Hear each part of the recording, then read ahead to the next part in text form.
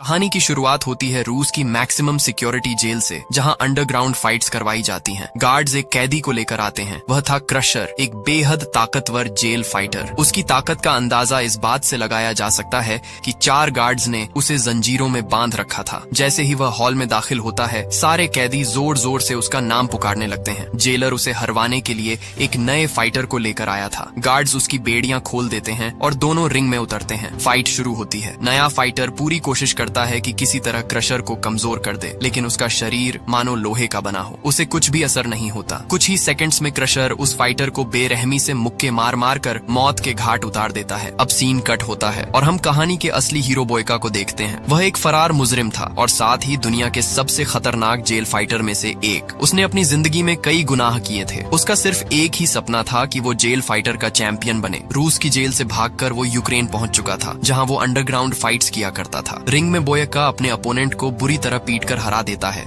और पूरा हॉल उसके लिए चीयर करने लगता है। लड़ाई के बाद बोयका चर्च जाता है और बाइबल दान करता है। फादर मुस्कुराते हुए कहते हैं कि तुम्हारी मदद के बिना यह चर्च कभी नहीं बन पाता। अगर तुम सच्ची मुक्ति चाहते हो तो तुम्हें यह अंडरग्राउंड फाइट्स छोड़नी होंगी। ये खेल नहीं, गुनाह है। मैं चाहता हूँ कि तुम सही राह पर चलो। मगर बोयका उनकी बात सुनकर खामोश रहता है और बिना कुछ कहे वापस अपनी ट्रेनिंग पर लौट जाता है। तभी उसका मैनेजर किरिल उसे बताता है कि मुझे European mixed martial arts tournament के बारे में पता चला है। आज वहाँ के कुछ लोग यहीं आने वाले हैं। अगर तुमने उन्हें इम्प्रेस कर दिया तो तुम्हें टूर्नामेंट में खेलने का मौका मिलेगा। अब वह वक्त आता है जब बोयका को विक्टर के साथ रिंग में उतरना था। फाइट शुरू होती है। शुरुआत में विक्टर उसे जबरदस्त टक्कर देता है, लेकिन आखिर में बोयका का जुनून और ताकत हावी हो जाते हैं। वह विक्टर के चेहरे पर जोरदार किक मारता है, जिससे विक्टर जमीन पर गिर जाता है और उसका माउथ गार्ड बाहर निकल जाता है। वह दोबारा उठकर हमला करने की कोशिश करता है, मगर बोयका के एक मुक्के से वह फिर नीचे जा गिरता है। बोयका उससे कहता है, give up Victor, it's over. लेकिन विक्टर गुस्से में फिर हमला करता है और इस बार बोयका के एक जबरदस्त पंच से वह बेहोश होकर गिर पड़ता है और बोयका इस फाइट को जीत जाता है। चारों तरफ उसका नाम गूंजता है। जिसके बाद टूर्नामेंट के एजेंट्स बोयका के पास आते हैं और उससे कहते हैं कि 2 हफ्ते बाद टूर्नामेंट शुरू होगा। अगर तुम जीत गए तो तुम्हारी जिंदगी बदल जाएगी। किरिल बोयका को जीत के पैसे देता है। फिर बोयका जब घर लौटने लगता है तब वह देखता है कि विक्टर को फाइट के दौरान गंभीर चोट आई थी। उसे अस्पताल ले जाया गया, लेकिन वह बच नहीं पाया। बोयका को यह बात अंदर से तोड़ देती है। रात भर उसे नींद नहीं आती है। तब उसे फादर की बात याद आती है कि अगर तुमने सही रास्ता नहीं चुना तो गॉड भी तुमसे नाराज हो जाएंगे। अगले दिन बोयका किरिल से पूछता है, विक्टर कैसा है? जिस पर किरिल भारी मन से कहता है कि उसके दिमाग पर गहरी चोट लगी थी,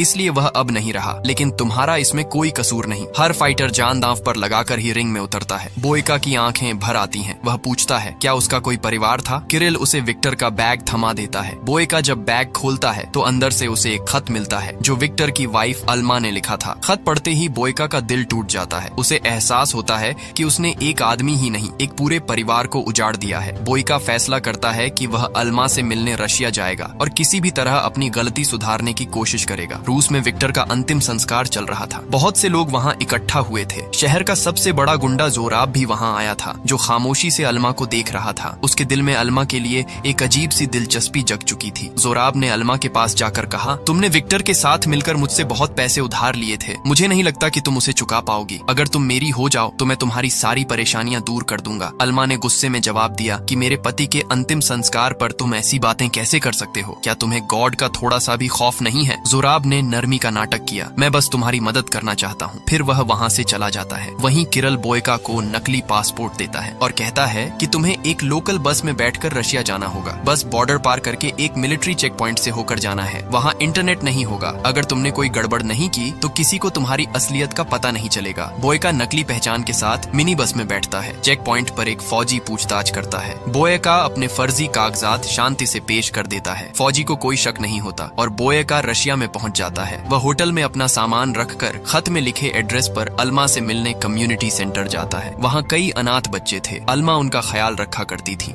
अचानक जोराब के गुंडे आकर अल्मा को जबरदस्ती गाड़ी में बैठा कर ले जाते हैं। अल्मा जाते हुए एक पल के लिए बोयका को देखती है। बोयका कम्युनिटी सेंटर के गार्ड से पूछकर जोराब के अंडरग्राउंड फाइटिंग क्लब तक पहुंचता है। वहाँ अल्मा वेटर की तरह काम कर रही होती है। लोगों को शराब सर्व किया करती थी। अल्मा बोयका को देखकर चौंकती है। वो पूछती है कि तुम कौन हो और मेरा पीछा क्यों कर रहे हो? बोयका उसे धीरे से विक्टर के बारे में बताना शुरू करता है, लेकिन तभी जोराब का सीनियर गार्ड स्लावा बीच में आ जाता है। स्लावा अल्मा को वहाँ से निकालता है और बोयका को होटल के बाहर ले जाकर घेरता है। सीसीटीवी स्क्रीन पर जोराब बोयका को देख रहा था। उसने अपने गुंडों को हुक्म दिया कि बोयका पर हमला करो। गुंडे बोयका पर टूट पड़े, पर बोयका ने एक एक करके उन्हें उनकी औकात दिखा दी। स्लावा बंदूक निकालकर बोयका को डराने की कोशिश की, पर बोयका ने तेजी से बंदूक छीन ली और स्लावा को भी जमीन पर धकेल दिया। तभी जोराब खुद आया और बोला, तुम बहुत अच्छा लड़ते हो, ये मेरा क्लब है और मैं चाहता हूँ कि तुम मेरे लिए फाइट करो। लेकिन बोयका ने साफ कहा कि मैं यहाँ लड़ने नहीं आया, मैं अल्मा से बात करने आया हूँ। जोराब ने कड़वाहट से कहा, मेरी इजाजत के बिना कोई अल्मा के पास नहीं जा सकता। मैंने इस शहर के साथ साथ उसे भी अपने कब्जे में ले लिया है। अगर तुम फिर उसके पास आए तो मैं तुम्हें जिंदा नहीं छोड़ूंगा। बोयका ने देखा वहाँ काफी सारे हथियारों से लैस गुंडे थे। एक अकेला वह इन सब का सामना नहीं कर सकता था, इसलिए वह चुपचाप वहाँ से निकल गया। जोराब ने स्लावा को हुक्म दिया कि इस आदमी पर नजर रखो। बोयका को अपनी पुरानी लड़ाइयों के सपने आते हैं, वह डर के मारे जाग जाता है। अगली सुबह बोयका फिर कम्युनिटी सेंटर जाता है। तब गार्ड उसे रोकने की कोशिश करता है, लेकिन बोयका ने एक मुक्का मारकर उसे बेहोश कर दिया, जिसके बाद वह अल्मा के पास जाकर विक्टर का खत थमाता है। अल्मा को लगता है कि वह विक्टर का दोस्त है जो दूर से बस खत देने आया है। वह बोयका का शुक्रिया अदा करती है। बोयका पूछता है, क्या तुम्हारा बॉस जोराब तुम्हें परेशान करता है? अल्मा ने बताया, विक्टर और मैंने जोराब से कर्ज लिया था ताकि हम इन अनाथ बच्चों की मदद कर सकें। अब उधार चुकाने के लिए मैं जोराब के लिए काम करती हूँ। फिर अल्मा ने पूछा, क्या तुमने विक्टर की आखिरी फाइट देखी थी? बोयका घबराते हुए बोला, विक्टर ने अपनी आखिरी लड़ाई मुझसे लड़ी थी और उसके बाद वह चला गया। यह सब एक हादसा था, मैं उसकी कमी पूरी नहीं कर सकता, पर अगर मैं तुम्हारी किसी काम आ सकूं तो मुझे खुशी होगी। बोयका ने वही पैसे निकालकर अल्मा को दे दिए जो उसने विक्टर के खिलाफ फाइट जीत कर जीते थे। अल्मा गुस्से से बोली, तुमने पैसों के लिए ही मेरे पति की जान ली होगी, मुझे तुम्हारे पैसों की जरूरत नहीं, यहाँ से चले जाओ और अपनी शक्ल फिर मत दिखाना। बोयका चुपचाप वहाँ से चला जाता है। जोराब अपने फाइटिंग क्लब के लिए नए फाइटर्स की तलाश में था, लेकिन उसे कोई अच्छा फाइटर नहीं मिल रहा था। तभी बोयका वहाँ आता है। उसने एक गार्ड को एक ही मुक्के में गिरा दिया और पूछा, अल्मा ने तुमसे कितने पैसे उधार लिए थे? जोराब मुस्कुराते हुए कहता है, तुम्हारा अल्मा से कोई लेना देना नहीं, अपनी पूरी जिंदगी की कमाई से भी तुम उसका कर्ज नहीं चुका सकते। बेहतर होगा शहर छोड़ दो वरना मारे जाओगे। बोयका जवाब देता है, मैं एक सौदा करना चाहता हूँ, मैं तुम्हारे लिए फाइट करूंगा और बदले में तुम अल्मा का कर्ज माफ करके उसे आजाद कर दोगे। जोराब कहता है, ठीक है, तुम्हें मेरे लिए 3 फाइट्स करनी होंगी और अगर तुमने मेरे चैंपियन को हरा दिया तो मैं अल्मा का कर्ज माफ कर दूंगा। बोयका कहता है, मैं तैयार हूँ, लेकिन मुझे हर फाइट के बाद एक दिन का आराम और ट्रेनिंग की जगह चाहिए। जोराब उसे उसके असली नाम से बुलाता है, यूरी बोयका। वो हैरान रह जाता है कि जोराब को उसकी असलियत कैसे पता चली। जोराब कहता है, ये मेरा शहर है बोयका, यहाँ कोई मुझसे छुप नहीं सकता। पुलिस की चिंता मत करो, मेरे रहते वो तुम्हारा कुछ नहीं बिगाड़ सकते। बोयका के वहाँ से जाने के बाद स्लावा पूछता है, बॉस आप इस आदमी के पीछे वक्त क्यों बर्बाद कर रहे हैं? जोराब कहता है, हैरानी की बात है कि तुम यूरी बोयका को नहीं जानते, लेकिन जल्द ही जान जाओगे। थोड़ी देर बाद अल्मा बोयका से मिलने आती है। वह कहती है, क्या तुम्हें लगता है कि फाइट्स जीतकर तुम मुझे खरीद लोगे? मुझे तुम्हारी मदद और पैसों की कोई जरूरत नहीं, बस मुझे अकेला छोड़ दो। बोयका कहता है, मुझे तुमसे कुछ नहीं चाहिए। विक्टर की मौत मेरी वजह से हुई, इसलिए मैं अपनी गलती सुधारने के लिए यह सब कर रहा हूँ। मैं तुम्हारे साथ खुद को भी बचाने आया हूँ। अल्मा को यकीन नहीं होता और वह वहाँ से चली जाती है। बोयका पास के जिम में जाकर ट्रेनिंग करने लगता है। वहाँ एक आदमी उसे परेशान करने की कोशिश करता है,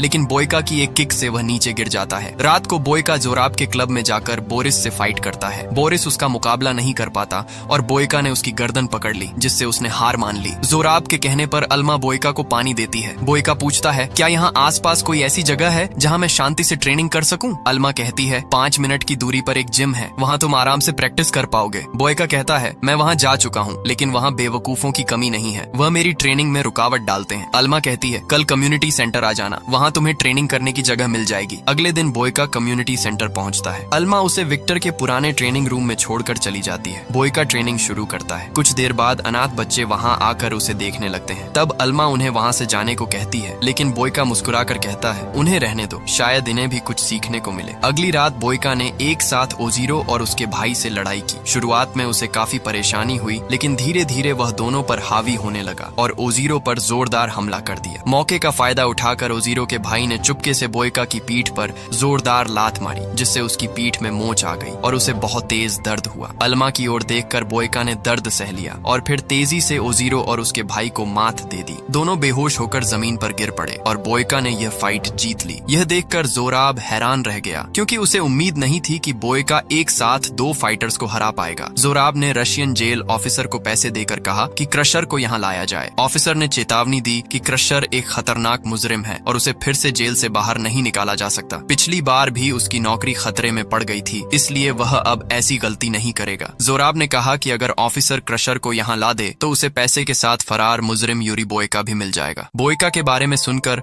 ऑफिसर ने राजी होकर क्रशर को लाने का वादा कर दिया। फाइट के बाद बोयका कम्युनिटी सेंटर में जाकर ट्रेनिंग करने लगा। उसका पूरा बदन दर्द कर रहा था, फिर भी वह लगातार ट्रेनिंग करता रहा। अल्मा वहां आकर बोली कि विक्टर भी अक्सर फाइट के बाद ही ट्रेनिंग किया करता था। उसका कहना था कि जब मांसपेशियां दर्द करती हैं तो वही ट्रेनिंग के लिए सबसे अच्छा वक्त होता है। वह उसके लिए मरहम लाई थी जिससे उसकी पीठ को आराम मिलेगा। बोयका अपने हाथों से मरहम नहीं लगा पा रहा था, इसलिए अल्मा ने उसकी पीठ पर मरहम लगाया। अल्मा ने कहा कि तुम्हें मेरे लिए लड़ने की जरूरत नहीं है, मैं चाहती हूँ कि तुम यह शहर छोड़कर चले जाओ। बोयका ने पूछा कि वह खुद शहर क्यों नहीं छोड़ती, इतनी दूर चली जाओ कि जोराब तुम्हें ढूंढ भी ना पाए। अल्मा ने कहा कि अगर वह चली गई तो कम्युनिटी सेंटर के बच्चे रास्ता भटक कर गुंडे और माफिया बन जाएंगे। शायद बोयका को इस बात की गंभीरता का अंदाजा नहीं है। वह गुस्से में वहां से चली गई। जोराब ने अल्मा को विक्टर की मौत के बारे में गलत तरीके से भड़काया और बोयका के खिलाफ कर दिया और उसे किस करने की कोशिश की, लेकिन अल्मा ने उसे रोक दिया। जोराब ने धमकी दी कि अगर बोयका फिर यहाँ आया तो वह उसे जिंदा नहीं छोड़ेगा और वहां से चला गया। अगले दिन अल्मा बोयका के कमरे में आई और उसने पूछा कि उस रात विक्टर के साथ क्या हुआ। वह चाहती थी कि बोयका उसकी आंखों में देखकर कहे कि वह सिर्फ एक हादसा था और उसने विक्टर को जानबूझकर नहीं मारा। बोयका ने कहा कि उसने जिंदगी में बहुत बुरे काम किए हैं और इसी वजह से वह लंबे समय तक जेल में रहा। शुरुआत से ही चैंपियन बनना मेरा सपना रहा है, पर मैंने कभी भी विक्टर को खत्म करने के बारे में नहीं सोचा। वह जानता है कि उसकी मदद से विक्टर वापस नहीं आएगा, पर उसे अपनी गलती का बहुत पछतावा है और वह अल्मा को आजाद करके रहेगा। अल्मा रोते हुए वहां से चली गई। रात को बोयका जोराब के खास फाइटर ईगोर से लड़ा। ईगोर ने लगातार बोयका की पीठ पर वार करके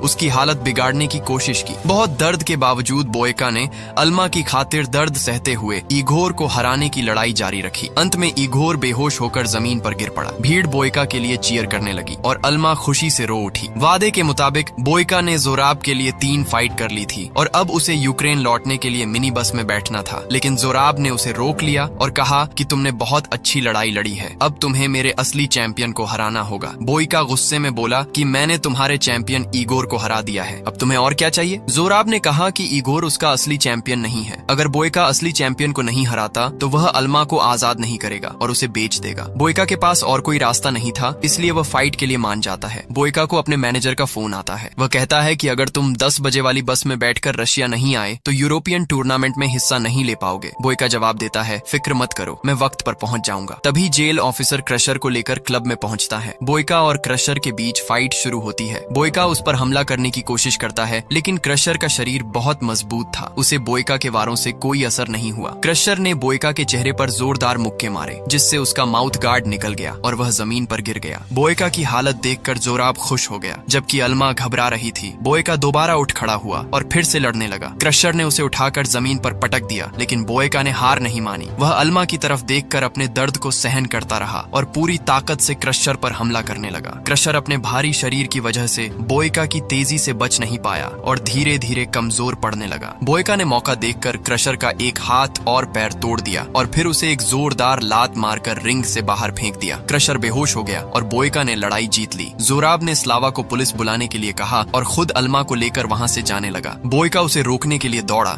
लेकिन गार्ड्स ने उसे बेसबॉल बैट से बुरी तरह पीटा, जिससे उसकी हालत खराब हो गई। अल्मा यह देखकर जोर जोर से चिल्लाने लगी। उसकी आवाज सुनकर बोयका ने फिर से उठने की कोशिश की। उसने गार्ड से बैट छीन लिया और उन्हें एक एक करके मार गिराया। स्लावा ने बोयका पर गोली चला दी, जिससे उसके कंधे और पैर में गोली लग गई, लेकिन बोयका ने एक गार्ड से बंदूक उठाकर स्लावा के पैर में गोली मारी और उसे छत से नीचे गिरा दिया। जोराब अल्मा को जबरदस्ती लेकर जाने की कोशिश कर रहा था, तभी बोयका बंदूक लेकर वहां आ गया। जोराब ने अल्मा को मारने की धमकी देकर बोयका से बंदूक नीचे रखवा दी। वह बोला, तुम एक मामूली फाइटर हो, तुम अल्मा को कुछ नहीं दे सकते, बेहतर होगा कि इसका पीछा छोड़ दो। उसी पल अल्मा ने जोराब का हाथ काट लिया। बोयका ने मौका देखकर उस पर हमला किया, लेकिन जोराब ने उसके पेट में गोली मार दी। फिर भी बोयका ने हार नहीं मानी। उसने उसे पकड़कर जमीन पर गिरा दिया और उसकी गर्दन दबाकर उसे मार डाला। बोयका ने अल्मा की तरफ देखा और कहा, क्या तुम मुझे माफ कर सकती हो? लेकिन अल्मा ने कोई जवाब नहीं दिया। कुछ देर बाद पुलिस वहां आकर बोयका को गिरफ्तार कर लिया। 6 महीने बाद अल्मा बोयका से मिलने जेल आई। उसे देखकर बोयका हैरान रह गया। उसने कहा, मुझे उम्मीद नहीं थी कि तुम मुझसे मिलने आओगी। खैर, कम्युनिटी सेंटर के बच्चे कैसे हैं? अल्मा मुस्कुराई और कुछ पेंटिंग्स दिखाते हुए बोली, बच्चों ने तुम्हारी तस्वीरें बनाई हैं, मुझे माफ कर दो। मैं पहले ही आना चाहती थी, लेकिन हिम्मत नहीं जुटा पाई। जब पहली बार तुम मेरे सामने आए तब मुझे तुमसे नफरत थी, मगर फिर तुमने मुझे एहसास दिलाया कि इस दुनिया में अब भी अच्छाई बाकी है। आज मैं तुम्हारा शुक्रिया अदा करने आई हूँ। तुमने मुझे मेरी इज्जत और आजादी दोनों वापस दी और आज मैंने भी तुम्हें तुम्हारी गलती के लिए माफ कर दिया। बोयका की आंखों में सुकून था। पुलिस ऑफिसर उसे वापस ले गए। जेल में लौटकर वह फिर से अंडरग्राउंड फाइट्स में हिस्सा लेने लगा, लेकिन अब उसका मकसद सिर्फ जीतना नहीं था बल्कि अपने ओपोनेंट की इज्जत करना भी था। और इसी के साथ ये फिल्म यहीं खत्म हो जाती है।